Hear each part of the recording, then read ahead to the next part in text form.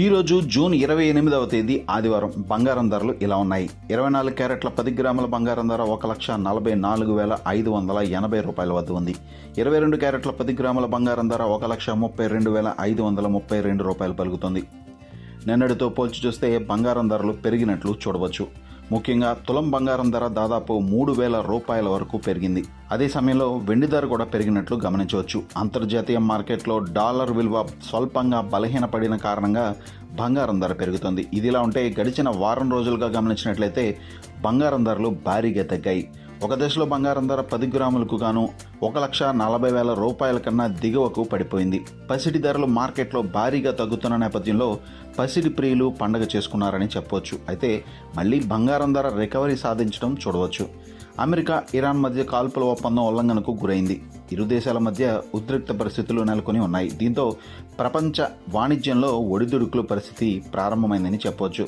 ప్రస్తుతం అంతర్జాతీయ మార్కెట్లో క్రూడ్ ఆయిల్ ధరలు మళ్లీ పెరగడం ప్రారంభించాయి. అటు స్టాక్ మార్కెట్లో అమ్మకాల ఒత్తిడి పెరిగే అవకాశం ఉన్న నేపథ్యంలో ఇది బంగారం పైన కూడా ప్రభావం చూపుతుందని చెప్పవచ్చు. యుద్ధ భయంతో ఇన్వెస్టర్లు మళ్లీ బంగారంలో తమ పెట్టుబడులను పెంచుకునేందుకు ఎక్కువగా ఆసక్తి చూపిస్తున్నారు. దీంతో పసిడి ధరలు పెరుగుతున్నట్లు నిపుణులు పేర్కొంటున్నారు.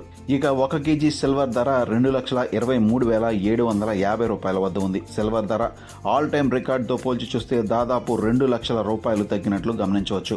ప్రధానంగా అంతర్జాతీయ మార్కెట్లో ఉన్న పరిస్థితుల కారణంగా ప్రస్తుతం అంతర్జాతీయ మార్కెట్లో 1 ఔన్స్ వెండి ధర దాదాపు $60 సమీపంలో ట్రేడ్ అవుతుంది. దీంతో వెండి ధర దాదాపు 7 నెలల కనిష్టానికి పడిపోయిందని చెప్పవచ్చు.